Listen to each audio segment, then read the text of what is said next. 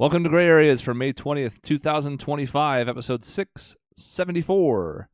And we are here doing the thing that we had tried to do for a couple of weeks, but various scheduling things came up. So it's not quite as hot now, but it's okay because Grand Theft Auto 6 has plenty of time between when the trailer came out a couple weeks ago and when it's actually coming out. And it's still a big topic of conversation. Hell, if anything, we learned more about it in the aftermath that we didn't know 2 weeks ago. So that's what we're going to do today. Did you? Because I mean, maybe I just haven't paid attention, but I haven't learned anything. Okay. Other than, they actually added one of the actors onto IMDb for the game, which was funny. Well, you learned something. So I did learn that. You're right. All right. Dave, are you gesturing to the single father who isn't here yet? He's busy. Yeah, I want to gesture to the. I just want to point out the ridiculousness of the statement of we, because that would include that would imply that everyone's here. That's all. Well, there's still a we. There's 3 in we. But I mean, there's a we that's. You expect that people are there, but hey, there we go. A seat has been filled. That's sort of great, and I mean, it's okay, perfect. All right, good. Sean has turned himself invisible. This is wonderful. I'm appreciative of this. I do really love the idea of investing in giant fat head cutout thingies of ourselves, and when we're not there, just placing them into the respective chairs of who's not around, rather than Chris having to go in and make a smaller version of shit all the time. Is it really worth the money? No, it's absolutely not. I can acknowledge that. It's just funny to me because for the longest time, Sean made jokes about me having a cardboard cutout personality. And now you're implying that the best thing to do is replace Sean with a cardboard cutout. So it's great. Why? Great. Perfect. Because will the cardboard cutout be on time? I would imagine so, because you're If it's always there, it'll always be on time. That's true. That's true. Anyway, so we're talking about Grand Theft Auto 6. That's what we're talking about. No, we're not just talking about Grand Theft Auto 6. We're talking about all sorts of stuff. I mean, that's the one thing that's in the headline thing, so I guess it's... I don't know. Read the end of the headline of the... And more about Grand Theft Auto. No. Right.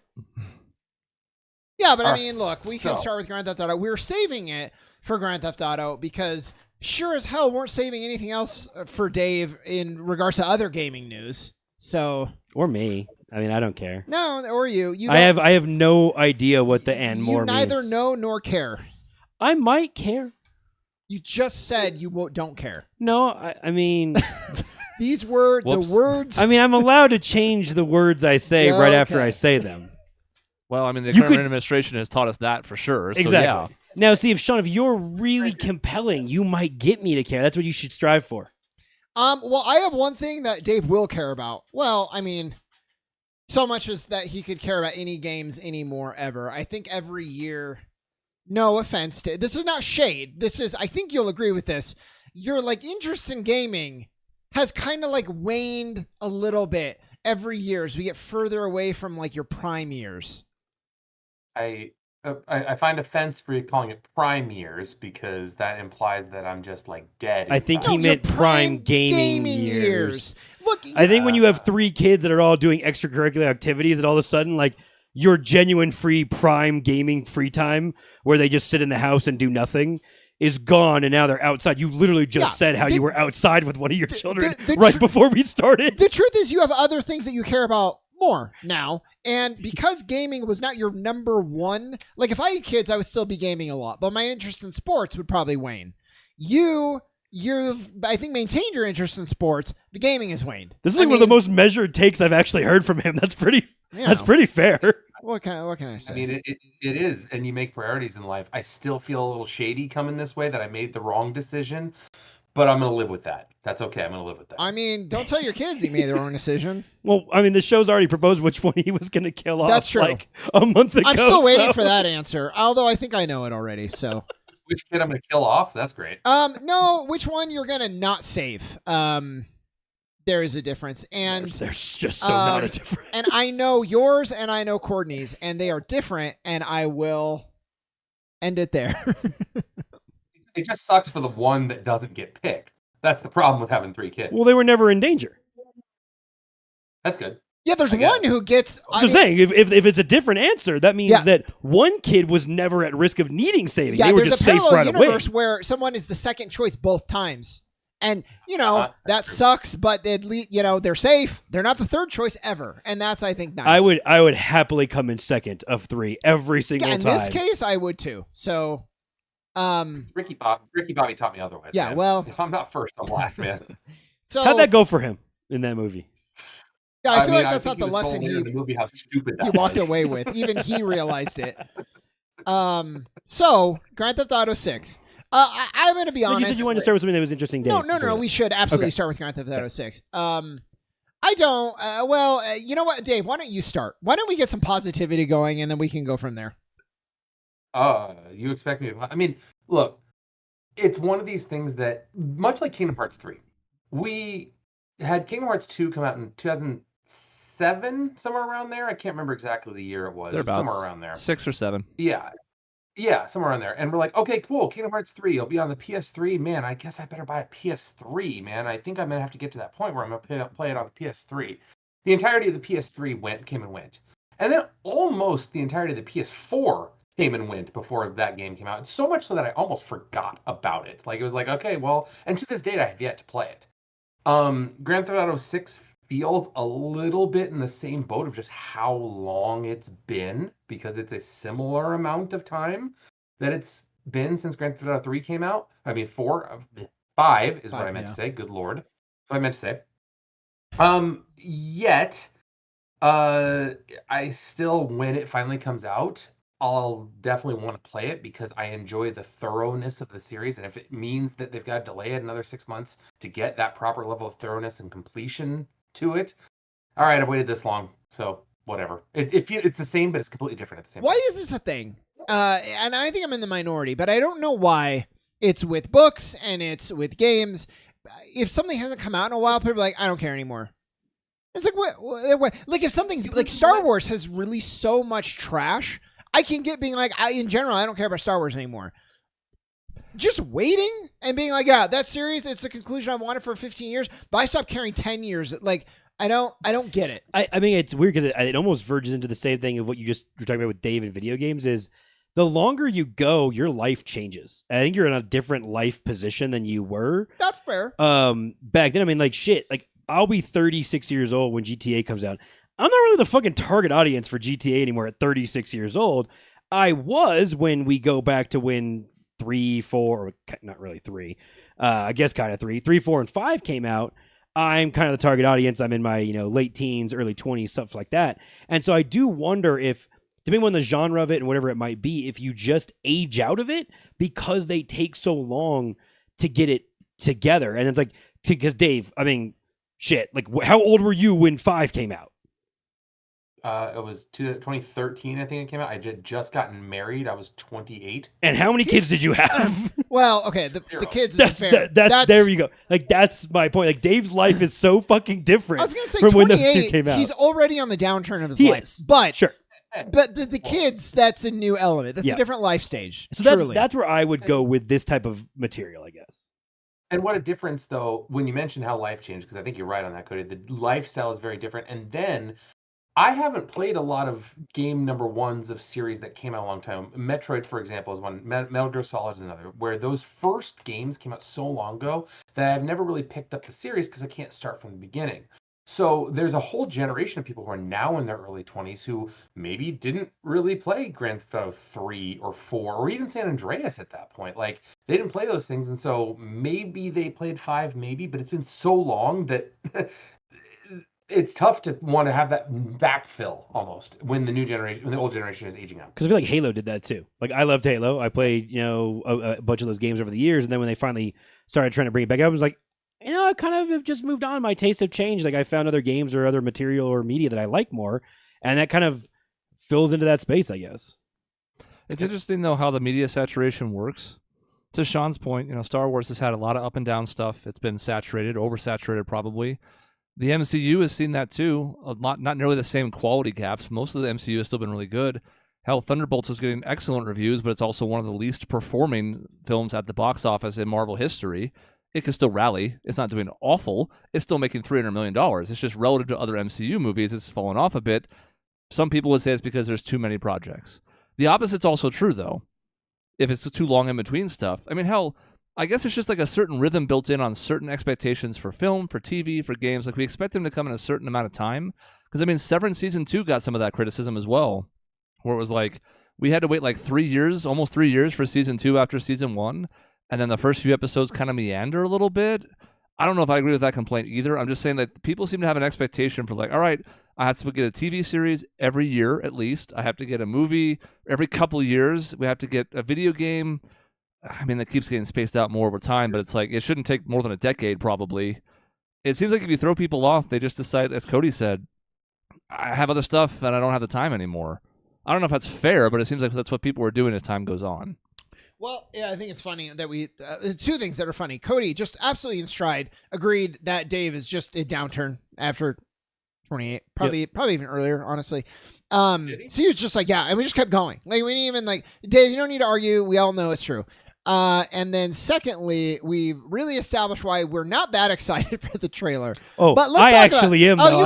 I was going on with like answering you logically and not being a dick. Well, great. So why don't you then take it away? What are you excited about in the trailer? Like, I don't play that many video games, and I have, to Dave's point, like I have the weird connection with GTA 3 came out at an age where I played it way earlier than I should have. But that like GTA 3 is a big difference than 2 in terms of how this series works, and we don't need to get into that. Yeah. So I have played all of them but 4 because I did not like 4. I don't know why. I still to this day was like just never connected with it. But I've played every other one of these all the way through. I've beaten all of them, and for what and I don't know what it is. I don't know if it's a sense of like realism in a way, even though I'm just running people over on the street, which isn't really real. But I just connect with that type of thing. I don't know if it's because it also matches like media in terms of like shows or stuff like that I like. I like crime, theft, heist type stuff. And so I love what they did by putting in, you control 3 characters, especially because GTA 5 is based so heavily around heists. And so what I now see in the story, which we already kind of knew, is this is a Bonnie and Clyde type of storyline, which means am I going to get revisiting a version of working together, hiring a crew, and doing heists? And I'm going to tell you, that's all I want to fucking do. If this game doesn't keep any element of that in, I'm going to be really, really disappointed. I think they pretty much confirmed that that's going to be the main whole story thing. Yeah. And I got more excited because the character who looks like he's setting up heists for you is very clearly, and IMDb has him up on there, voiced by Stephen Root. I watched Barry. And I loved Barry quite a bit, even if the last season was pretty weird. To me, he's just going to play some version of the fucking character he just played on an HBO show where he's setting up murders, kills, missions, what the fuck ever it may be. And that casting and hiring is really on point for where Stephen Root is in his acting career now. Versus, going back to Dodgeball when he's a weirdo who gets angry. Or Office Space where he's a weirdo who gets angry. Who gets angry, yeah, exactly. So we could say. Or King of the Hill where he's a weirdo who gets angry. Right. And so I heard that voice. And so that trailer, we're like 10 seconds in and I hear that voice. I'm like, that's Stephen Root. Me and every single other member of the internet realized immediately because it's a very distinct voice. The characters, like GTA does, it's about an 80% model after the human being that it is. They're pretty close. And so I don't even really give a shit about the rest of it because, to be honest, you dive into the world of GTA 5, and I can't remember what the trailer was for like that. Did that really dive into all the weird side mission shit that GTA 5 was going to have where I'm building a spaceship car and I'm joining fucking Scientology cults and all these weird side things that it just creates the world that it is and the weird existence that like GTA's canon, I guess, is. And I love that Easter eggs. I love going into that being like, oh, this teases back to this teases back to this, all the shit. We have no idea if they're going to pull a character from a past game and tease them. So the trailer, again, it's covering 1% of what that game remotely is. And all I cared about was it confirmed we're going to control 2 characters who basically just rob shit. And it gave me a character who is probably going to be really funny that I'm hoping isn't going to die like 25% in. And again, being voiced by that famous of a person, I doubt it. And Vice City, right? Like that's another confirmation. And again, yes, we're expanding Vice City. We're getting really big. What we've done with GTA 5 and like how you expanded San Andreas out to a bigger thing. We did cut San Francisco and Las Vegas out of that. But the expansion that can turn into in terms of, we had a casino and a horse track that didn't work in GTA 5. I'm hoping some version of that type of development is going to take that step further. I don't really care if the graphics look better. People are like, oh, look at how the controller on the table looks and reflects the one. I don't give a shit about those details. I care if you're going to make more things accessible and keep developing that go into this building and world type of stuff, which is what hooked me on GTA 5 so much. So, and again, this game's also going to be almost impossible to quote unquote disappoint from a money standpoint. Everyone's going to buy this game. It might turn out that it sucks and everyone won't realize that for 2 weeks, but everyone's going to buy the fucking game. So it's going to make all the money, is my guess. It's what happens after GTA 6, which why would we look towards 7 or Red Dead Redemption 3 that are going to happen in 25 years from now? For all I care, this might be the last Rockstar game I play, just in terms of where I am, age, life, and all that type of stuff. Well, and if you're not playing online too, because I believe, and I hated GTA Online. Oh, me too. GTA Online was terrible, and to me, I'm more angry at GTA Online for the fact that why the fuck did they need to worry about pumping out GTA 6 so quickly? They're making money hand over fist on GTA Online after a decade still, which is kind of amazing. I actually saw something. I think there's some sort of lawsuit that someone's trying to bring up, basically saying that Fortnite, Roblox, GTA Online are too addictive, and these companies made it so they were too addictive, which of course they did. That's their fucking goal. I mean, I guess if you're addicted to getting in a car and getting blown up by someone over and over again when you try to do the actual fucking missions that exist online. Good luck on that lawsuit. Yeah, exactly. I hate online games. I hope my hope for GTA 6 when it comes out is, like Cody said, I'm gonna want to play it. I loved 5 for the size of it, the 3 characters, and the satire. Man, I am all about the biting satire. Yeah, I'm just gonna turn on the radio.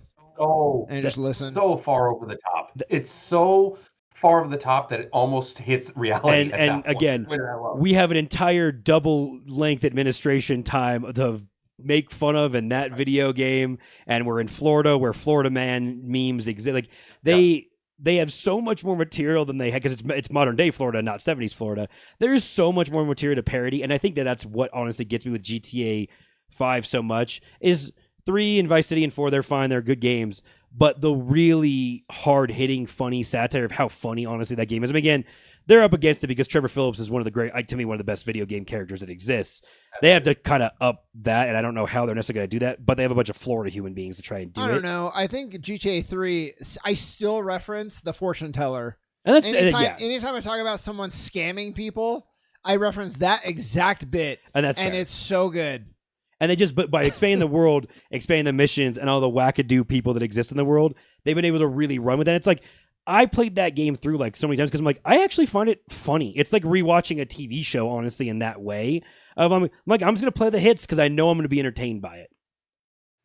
Yep. I played through it probably 3 times in the time since it came out, which I'm kind of amazed that I've done it that many times because it is such a big game. And again, any concerns I had where I'm like, maybe it won't be as funny. Well, you gave me a character that I literally know will make me laugh because it's voiced by Stephen Root. I'm like, that's a good start to be like, I have a feeling this is going to be pretty funny. And we know there's going to be good radio stations, as Sean mentioned. We know there's going to be a good soundtrack. We know all those things are going to apply.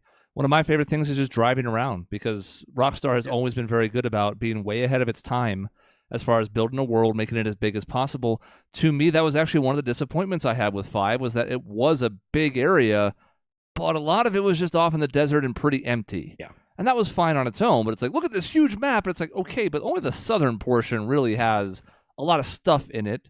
And that's fine, but it was sort of akin to certain stretches of like Breath of the Wild or Tears of the Kingdom, where it's like, well, the map is massive, and it's like, yeah, but there's nothing to do during this whole section, so what's the point? So for me, if there's a lot going on, if the city is huge, if you can walk into random buildings, as has been rumored from certain like side videos and leaks, that matters more to me. Obviously, I'd like the story to be good. I mean, my biggest issue with 4 was that like everybody around Nico Bellic was an asshole and unlikable and not interesting. So in 5, the characters are interesting, but I also got the sense most of the time that like Michael and Trevor and Franklin kind of just hate each other the whole time.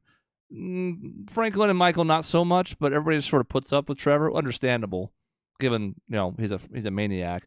Our 2 leads here seem to like each other, really like each other, maybe based on the trailer. I'm not entirely sure how much time they've spent on jiggle physics and on like the top of a beer being foamy when it's just sitting there. The stuff Cody mentioned, where some people think that's great. I don't fucking care. Exactly. But there's something here for everybody. If you want the satire, you know that's coming. If you want the open world experience, you know that's going to be there in spades. If you like the story, usually they're pretty good. If you just like blowing shit up and turning on cheats and having fun, that's going to be there. So like, in that sense, it's going to be something for everybody. And as Cody said, is that going to carry us over until 2040?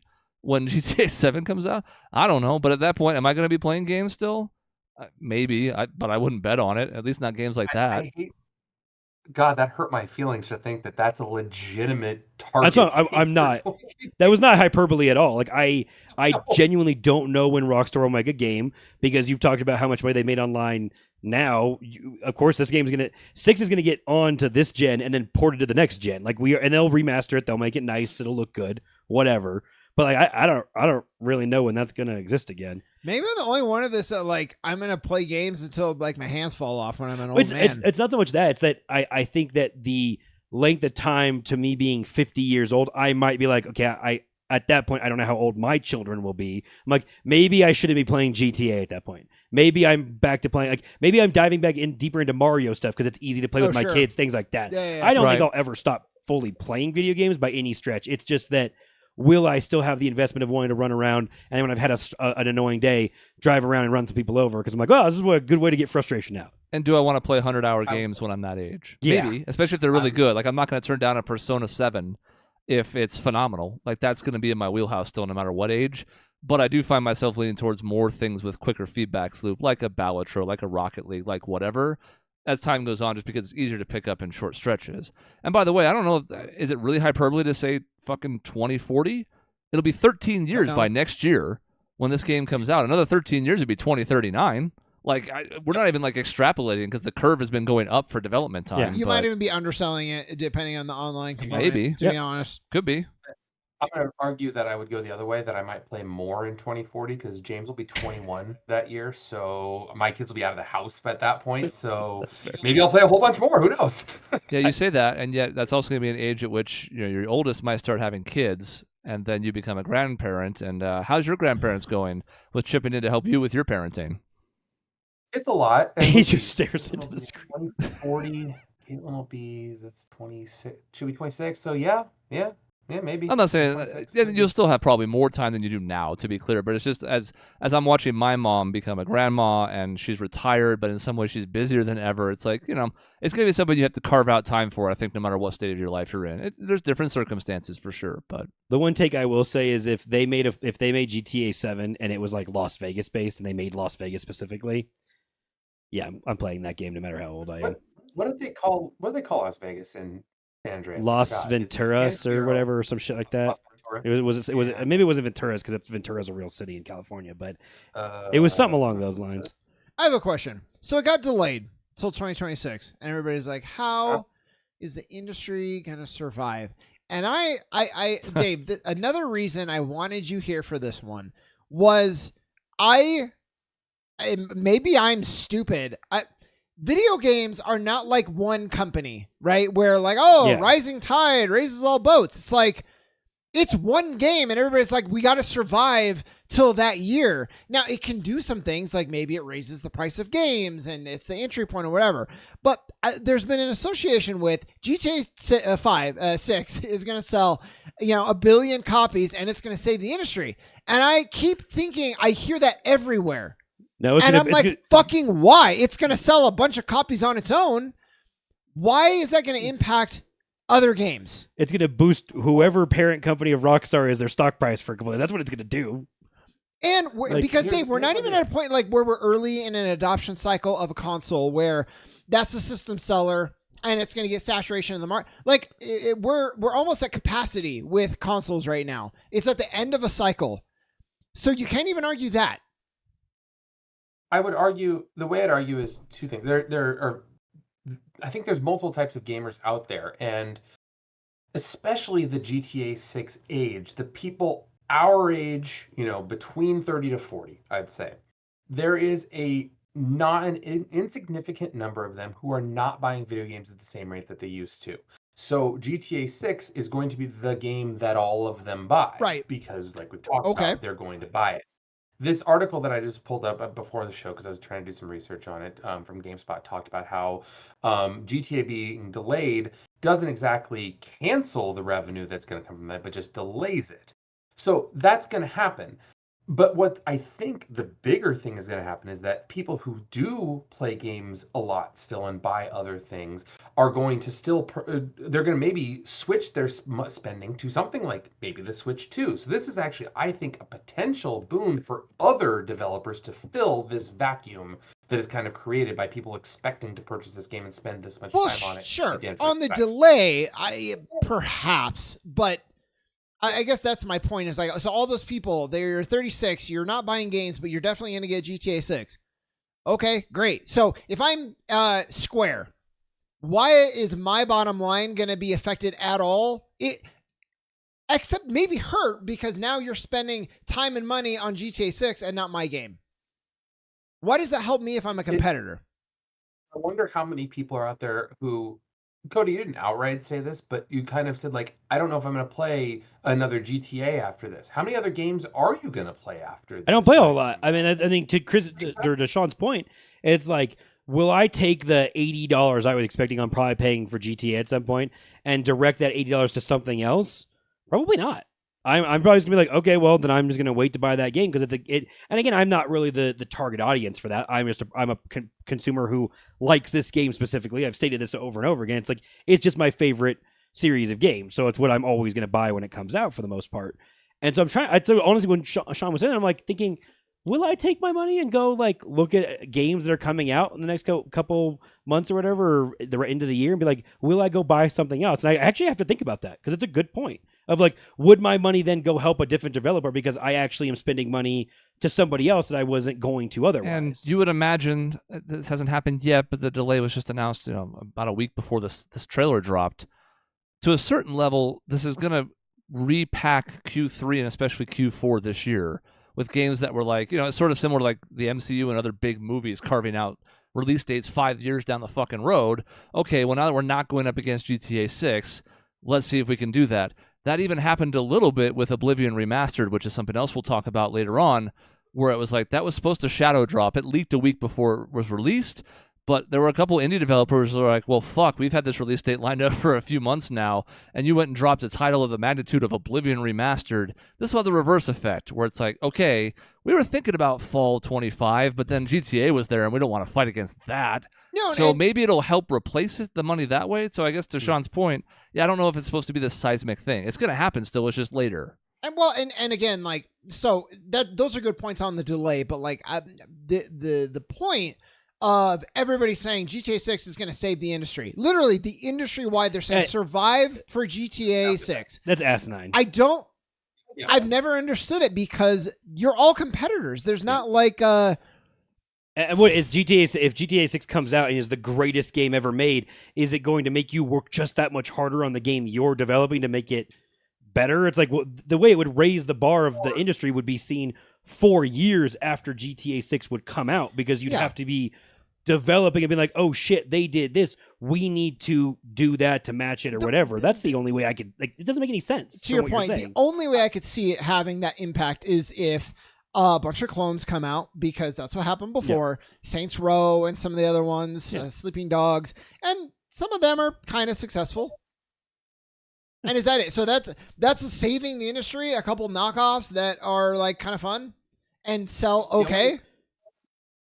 Only other argument I can think is that I think of it a little bit from my perspective. A few years ago, when I went through Persona 5 and went through Red Dead Redemption, I kind of got a reinvigoration towards games, because I had a few titles lined up that were like, oh my god, this is really amazing. And I kind of got a little bit of like, hey, yeah, that's right, this gave me that nostalgia, that kick. So like, oh yeah, this is why I enjoy playing. There is a possibility there's a subset of the population that hasn't really touched a game or had a long set of games for a long time, and when they play a game like this, they're going to have that kick.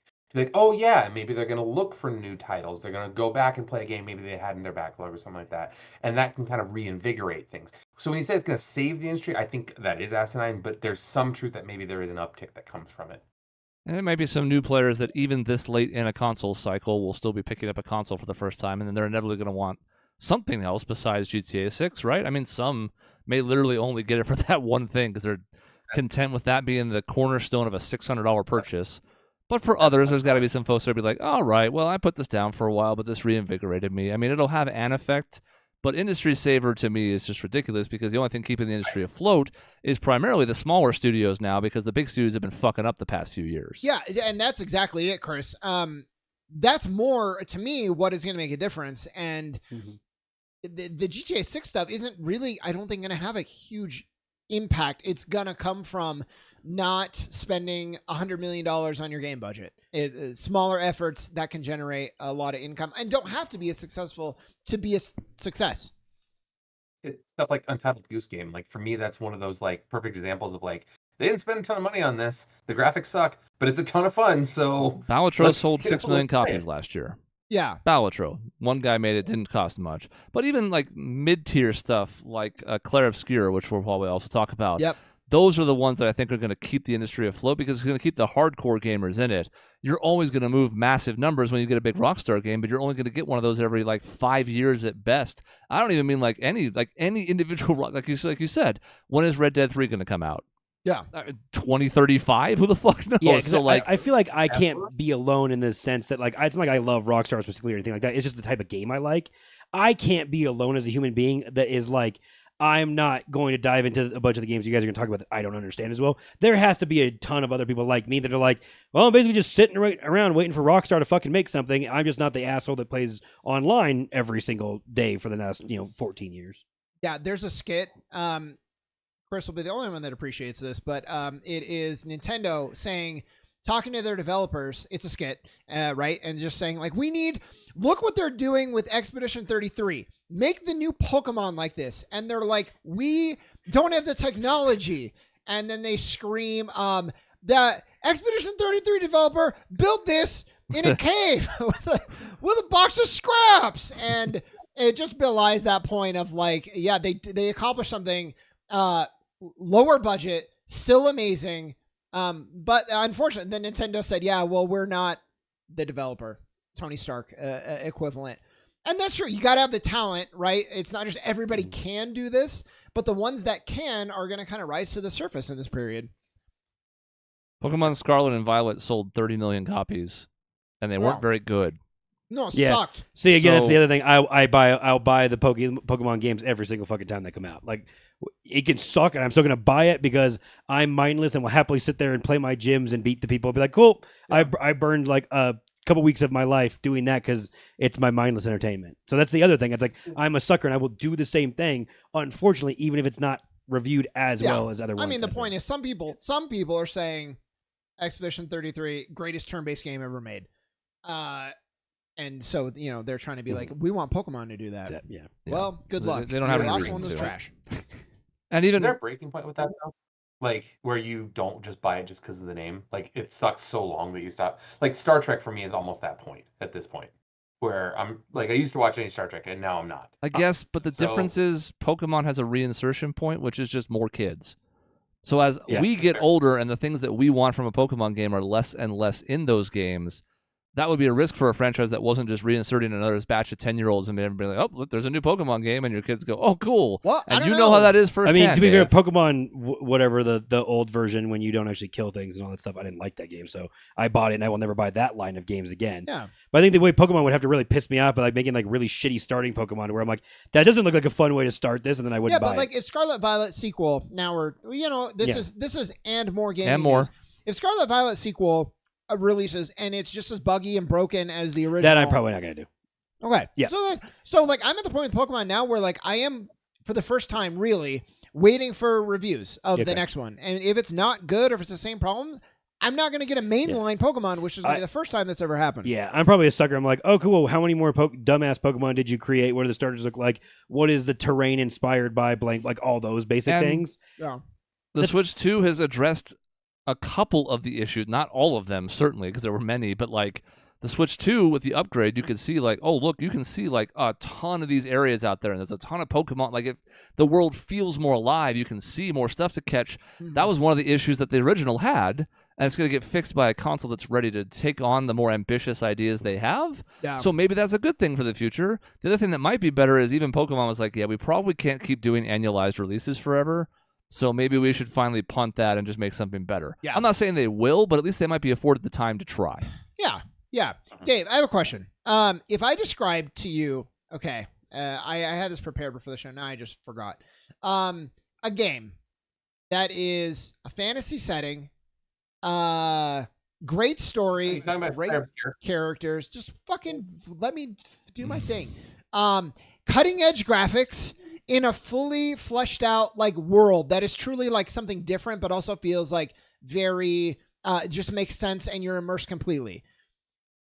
If you didn't already know the answer, you would assume maybe I'm talking about like a new Final Fantasy game. It sounds like it, yes. Well- yes, it sounds like that would be the right thing to do. Yeah, well, you're wrong, Dave. It's not the new Final Fantasy game. It's, What is it? It's Mission 33. Yeah, it is. I am very early in it, and it's fucking incredible. It's like everything I wanted 16 and really 15. Even as someone who liked 15, they just needed to be doing this. And like the turn-based, it's still active. No one's gonna be like, oh, it's boring. It's so fast-paced. It's so active. It's very strategic. But it's turn-based. It's like if you blended Persona with more, I don't know, another game, just where you parry and dodge. Mario RPG, Mario, right? Like where it's kind of Sea active. of Stars. There's Yeah. other examples recently with a parry type mechanic or a timing mechanic Yeah. or whatever. Yeah. It's great. And again, you just look at Square and you're like, what the fuck are you guys doing? That's exactly what I was just thinking. Like, that's exactly what I was just thinking. Is like, how in the hell, Square, do you blow your form? You have the formula. You can improve on it. You can change it. You can make it. Why is it that even in your remakes, you can't just have your base turn-based stuff? Like, you remade Final Fantasy VII. Nah, fuck you. You don't get turn-based anymore. And 7 Why? is more active, but at least it still It is. retains some of the turn-based elements that make it feel like the old games to a certain extent. It's different, for sure. I don't know. Mhm. I've seen a lot of people talking about now, especially because it's been so many years since 10, where it's like, well, it's not a turn-based series anymore. It hasn't been for a long time. They can't go back now. And I'm like, Fucking Why? why? whether or not you agree with the decision that they've made, why wouldn't they be able to go back? They changed it once. Like, what the fuck are you even talking about? Just because I lean turn-based, I have a horse in the race, but I'm like, they already flipped the switch once. All they have to do is flip it again. Like, what the fuck are you talking about? I think there's a very It's good games chance. Go ahead, Dave. Okay, go ahead. Oh, sorry. I was gonna say, you see games like I was reading through the Claire Obscure, like, the plot synopsis of it. Holy shit, this is a perfect Final Fantasy game. Yeah. Why are these like? When you read the plot synopsis, like, yeah, this is exactly what I would expect from Final Fantasy. Throw Sid in here, throw some chocobos in here, and boom, we got a Final Fantasy game. Yep. But they didn't. Absolutely. And it's just really well told. They got great voice talent. I got emotional in the intro, like the prologue. Yep. I was like, holy shit. I was not. They were building you towards it, but I'm like, oh, I'm sure it'll be like, and then it just hits. It hits really hard. So, it's just so good, and it is so telling to me. This Square thing, and it's other developers too that have made this mistake, but they're like, yeah, turn-based, that's out. People don't want it anymore. And 2 years in a row, you're gonna have turn-based game of the year, at least candidate. And I just think that's hilarious. It doesn't work. I It's just can't- going to sell a ton of copies, Well- get a ton of acclaim. And yes, Baldur's Gate 3 is a tactical RPG and not a turn-based game, but the spirit lives on. It is turn. It's yeah, turn-based of it a is. sort, especially if you're playing in multiplayer. I mean, even if you're playing single player, you switch between characters. But the point is, like, there's a turn-based element. Yeah, so There's a demand for that type of gameplay, for sure. that's a great point. So that's 3 years in a row. Yeah. I don't know. It just seems like maybe Square stop with this. Oh, it's realistic, so we can't do turn-based. Well, they figured it out. This I wish I remembered the sandbox something. What? Sandfall Interactive was the name of the developer. Sandfall. Sure. Yeah, I mean they figured it out. Realistic. It's well, and you look at things too. You mentioned about how the big studios are fucking up. Like when these studios like Sandfall makes Claire Obscure a relatively low price in comparison, it's like, why wouldn't I want to go towards these types of games? I just think of it. I wonder how some AI development is going to come into play in this as we go on, because people maybe can make games easier than ever before due to software improvements. Are we going to get cheaper games from indie studios? Maybe. I don't know what the future holds in that, but the big studios better figure that out sometime soon and not wait 12 years in between huge games. Well, and if we're going to talk $80 price points, and that seems to be where we're headed, we already know the Switch 2 is, and we, as Cody said, like, there can't be any world where GTA 6 is not $80, right? Like, there Minimum. can't be. No, Minimum. Maybe 100. Yeah. Point and- being, Make it sell for 100. that gives you more room for an indie developer to put a game out for $30, and you go, well, shit, $30. It's not $100. So like, I'm paying a third of the price. I'll give that a look. Sure, if it's good. You know, Balatro being $10. I hate to keep going back to that game in particular, but it was, you know, a Renaissance last year for $10. Yeah. Anybody can take a flyer on that and be like, I don't know, I'll check it out. You're not going to do the same thing with GTA 6 if you somehow have lived under a rock and never played a Grand Theft Auto game.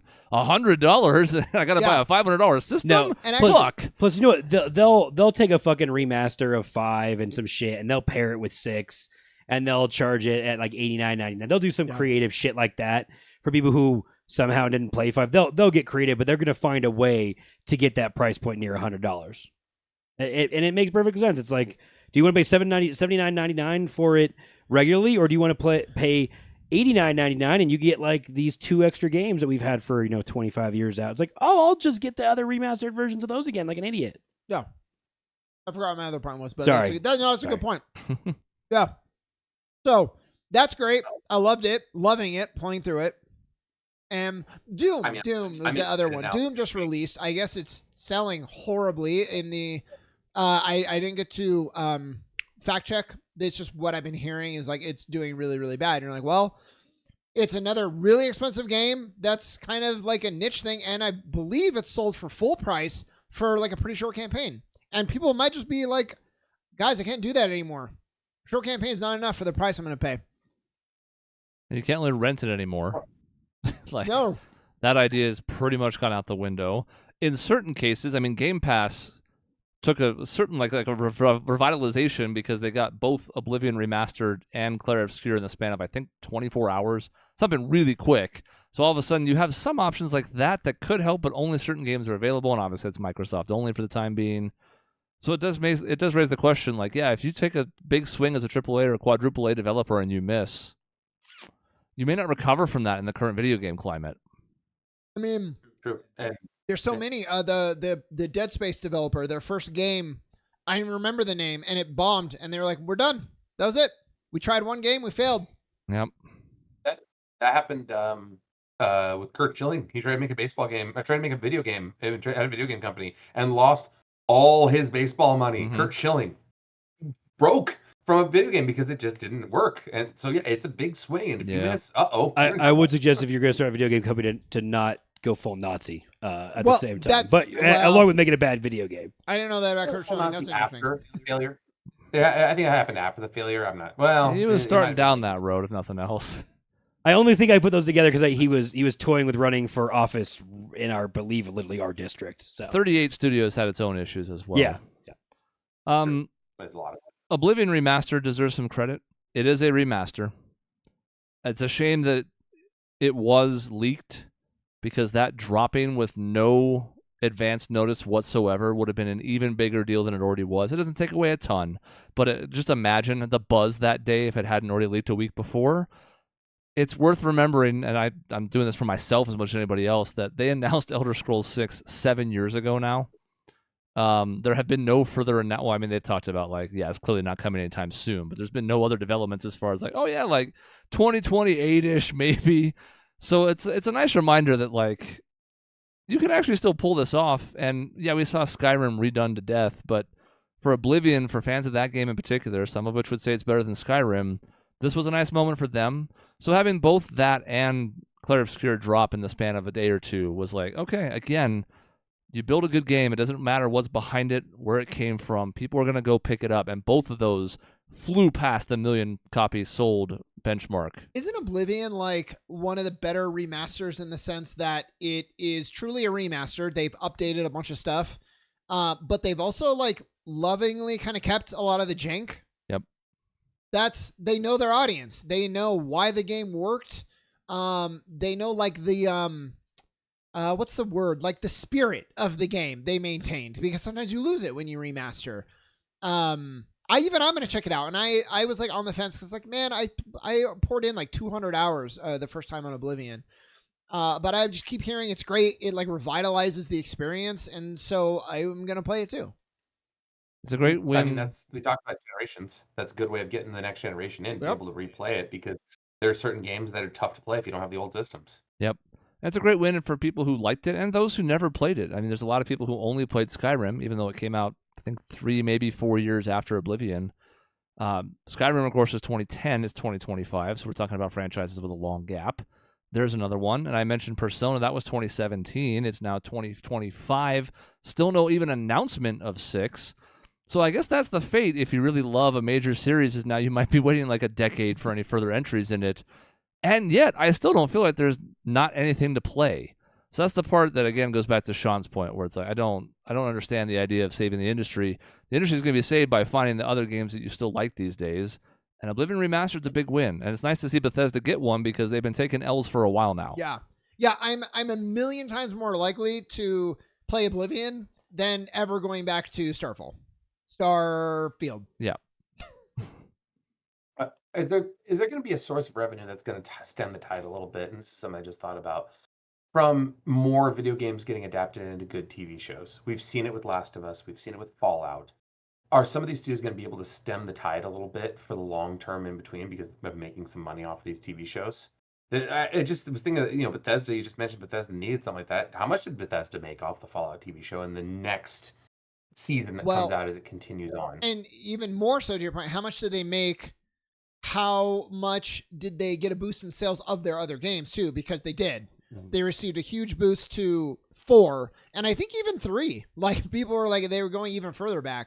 That's a great point, yeah. And Mario is now more mainstream than ever before, which sounds stupid to say for an icon like Mario that's been around for 40 years, but that movie made $1.45 billion, and that hit a different audience of people who may not have ever touched a video game. Now, did like a 60-year-old grandma who went with their family go pick up an NES and jam a cartridge in? Probably not. But it is helping, and the fact that we actually have success stories, because there's a decade of like the entire 2010s of Uncharted this and other bullshit where it's all bad and poor adaptations, Tomb Raider movies where, a certain crazy-haired individual who's experiencing a renaissance in his career now, Walton Goggins is in one of them with Alicia Vikander, and it's terrible. Yep. So there's a lot of failed steps, and all of a sudden, Mario, Minecraft, which we talked about a couple weeks ago, is it a critical darling? No, but the people that it wanted to hit with its target audience, it fucking hit. So yeah, to Dave's point, maybe. Again, does it really help boost the gamer base? No, but it keeps it as like a cultural touchstone, and that might be important too. It keeps it in the zeitgeist, as people say. It makes it that there is a portion of the population that may not have played it, may not have wanted to play it, who will start playing it because of it. Yeah. I mean, my son has gotten into Minecraft. He already had it and wanted to play it before the movie came out, but it has reinvigorated his love for it. Oh, Doug, great. Yeah. Great point with Sonic. Yeah. I mean, it is. We have more successes than failures recently, and that was after failure after failure after failure for the better part of the 2010s and the 2000s. Yeah, I mean, even TV, Arcane, we were talking about, but Arcane is really good. The Castlevania adaptation, mostly very good.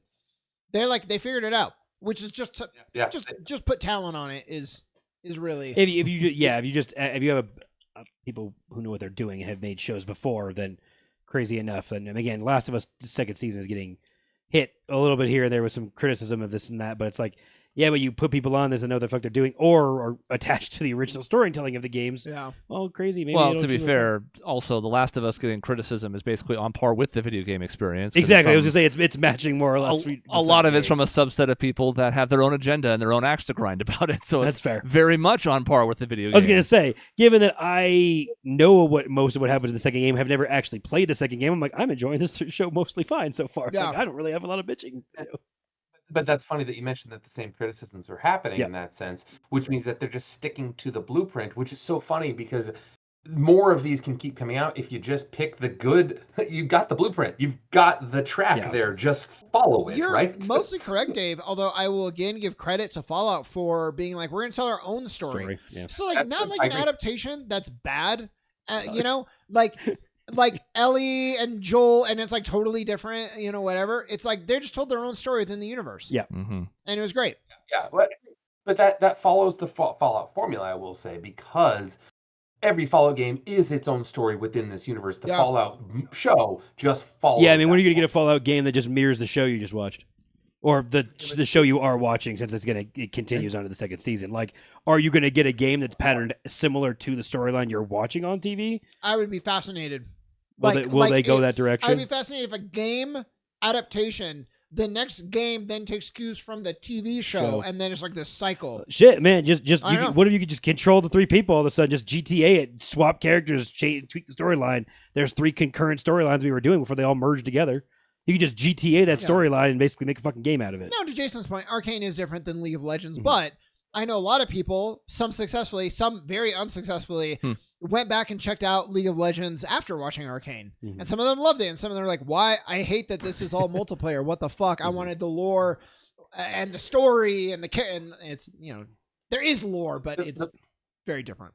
The point of bringing that up is that when people say GTA 6 is going to save the industry, no, there's a lot of other avenues in which to save the industry. Yeah. And getting it mainstream through good TV shows and good adaptations is a great way to save the industry because people are seeing that this isn't just nerds in a basement. It is good storytelling. It's entertainment.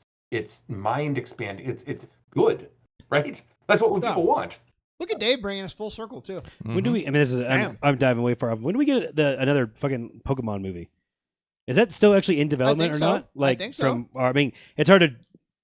I mean, Detective Pikachu's been out for long enough. It's hard to make a direct sequel to that movie, I guess, given what you've done. But I'm like, I just realized, like, as we were mentioning this, I'm like, when the fuck is that coming out again? Oh, like an anime movie or like no, just like the version we did with Detective Pikachu. Yeah, Detective Pikachu too. They're working on it. Okay, that's what I've heard. Well, guess what? It's getting to be too long, so now I'm gonna start bitching about it. Yeah, I don't care anymore. That just triggered into my head all of a sudden when we were talking about this.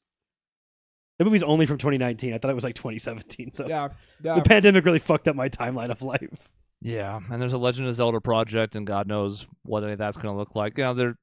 But at least now, again, we would shudder at the idea, even 10, 15 years ago, of like, oh God, please don't touch my franchise. And now it's like, okay, it's going to make it legitimate in the eyes of the regular consumer. If it's really going to make it more mainstream, well, good, because even 10 years ago, despite there being some very good storytelling in games, most people didn't take it seriously.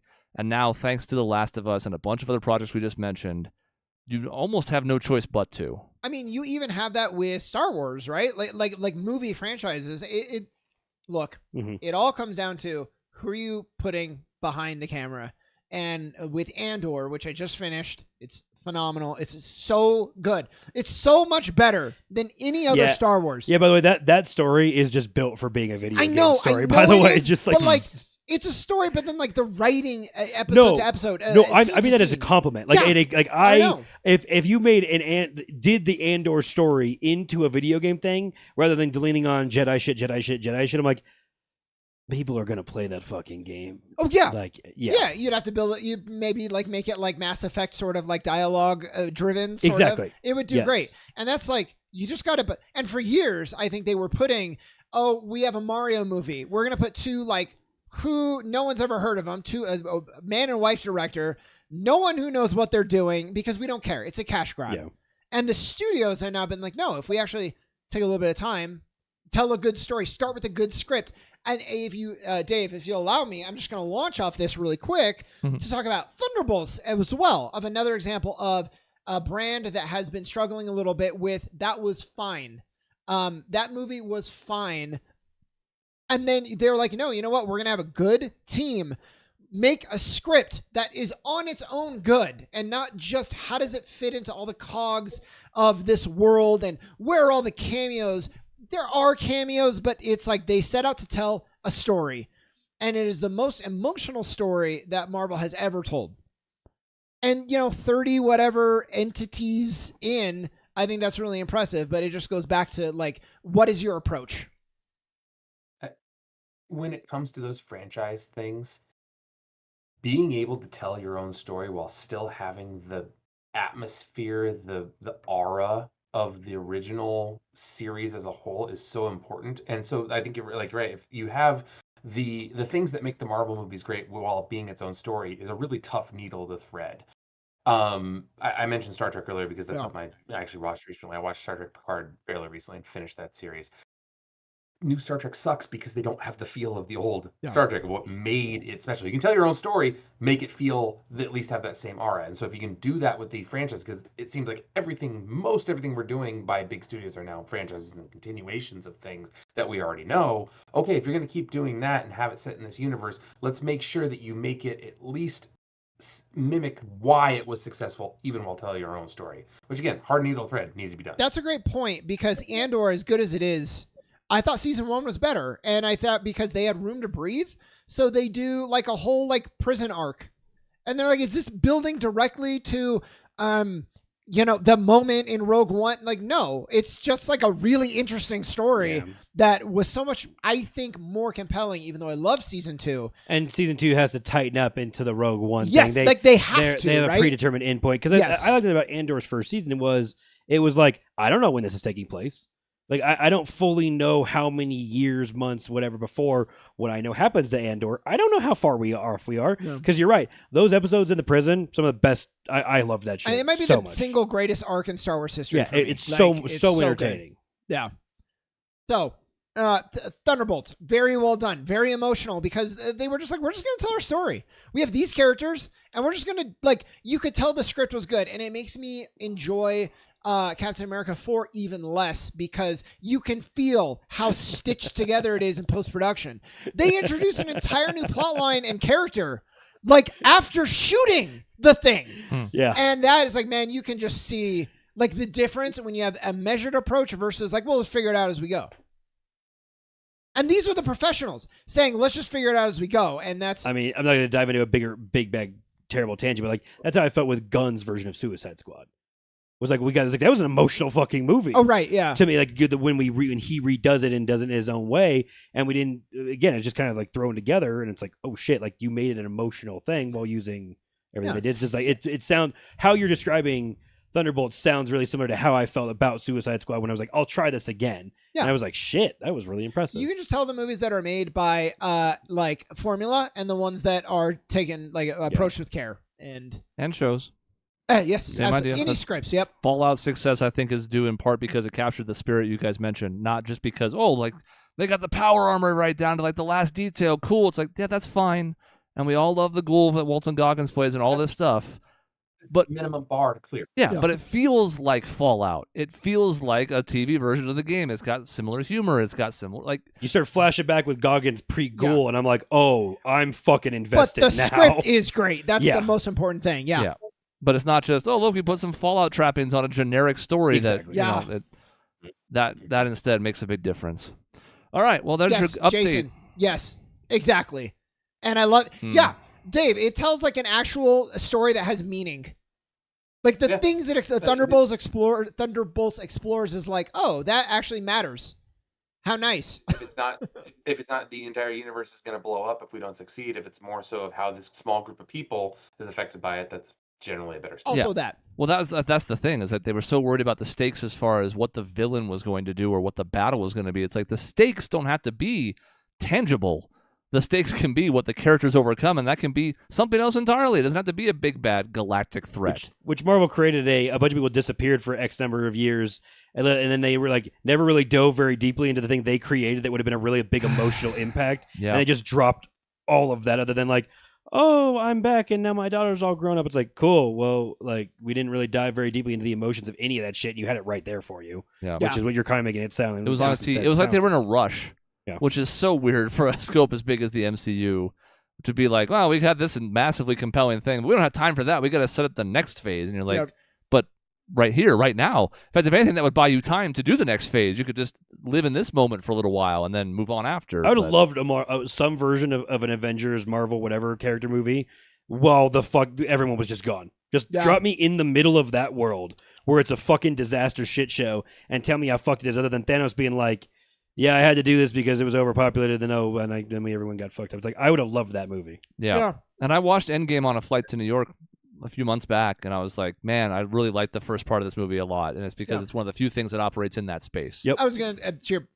Chris just said it. It's like they did kind of do that, Cody. It's the beginning of Endgame. I would love, with how much time we spent and all the other versions of shit and how long Thanos is around, I'm like, give me a movie, the half of it, because again, yes, when Captain America's sitting there in a therapy group, and I'm like, I fucking want an emotional, sad movie of this that isn't all based directly around, oh no, the world's gonna end. No, the world fucking ended. Basically, for all intents and purposes, the world you knew ended, and we could have spent some time in there, but you wanted to rush to do time heists. We could have spent time with grief, yes, with loss, with powerlessness. I mean, we have all these people with fucking superpowers. Yeah. And it's one of the few times that Superman has been compelling. It's like there's times where like Pa Kent dies to cancer. And it's like, well, Superman, you can do fucking anything. You can lift whatever, speed whatever. You can't stop cancer. Yeah. And it forces him to come to a record. It's the same idea. It's like, just tell compelling stories. Figure out in your comic book history, find me a villain that wants to operate under grief in that circumstance, and that's who he's pissed off about, is that he's just grief-stricken, or she's grief-stricken in some fucking way. And it's so interesting because I watched the Thunderbolts, and I'm like, oh my God, fuck, I don't give a shit about Robert Downey Jr. as Doom anymore. I'm like, except for how it pertains to like these characters that I care so much about now. Yeah. The greater, like all the team ups, God, Secret Wars, where it's all just toys, made to sell merchandise. Yeah. Like, I don't give a fuck about that now. I just want these guys. So we'll see. We'll see what happens in Fantastic Four. They have a very large threat. But I think they're going to do something interesting with that story, potentially, where, like, the Fantastic Four, they went to a place they don't belong, and they've invited this threat, and so it's kind of like their fault, and they got to enjoy fame because they're sort of incursion. Maybe I'm totally wrong, but, like, I think that has the seed for something really compelling. If it's a standard Galactus storyline... We've already done that, and it failed miserably, so... Yeah. But... I do think I actually want to try and see Thunderbolts before it leaves theater, and that's from somebody who's sort of lapsed as a Marvel fan, but I keep hearing great things. It's like, okay. It's so good. So I'm trying to make time for it because everything I've heard for the last 4 weeks is like a very good change of pace. I teared up, and that is the only Marvel movie that has even gotten close to that for me. So. You didn't care when they all came back and he was on his left again? You didn't cry? No, that was cool, but I didn't cry. It was cool, but that's so much of the universe is predicated on like what a cool moment, what an exciting thing. Even my favorite one, Winter Soldier, it's like that's a thriller. I'm not crying. It's a spy thriller, yes, through and through. I don't think I've been close. The only one that maybe got me in the feels was just when Captain America wields Mjolnir. Oh yeah. But they have 10 movies of build to that, and it's a quick payoff. It's also cool, so it's not like sad. That was the one where I was like, ooh, like tingly. That's the only time that's happened. Yeah. So. Yeah. My response was, it's about fucking time. We've been teasing this forever. Yeah. I know he's fucking worthy, man. That's right. Cody doesn't want to wait 10 years for GTA 6. He just wants it now. He's the immediate gratification guy. Now. That's it for this episode. Thank you for coming along with us on our journey to catch up on some video game stuff. We will give a full review of GTA 6 when it comes out. Not next year, but 2 years after that when it's delayed again. But thanks for tuning in. We do have a trivia show coming up, not next week, but pretty soon, probably early June. Some other stuff going on as well. We'll eventually talk about the Suns and next season. We don't know what next season looks like yet. We don't have a fucking head coach, but that'll come up eventually. So thanks for tuning in, especially the folks who tuned in live. You can do so yourself if you go to youtube.com/@grayareaslive or visit grayareas.live for a bunch of old posts going back to 2011. Yikes. See you next time.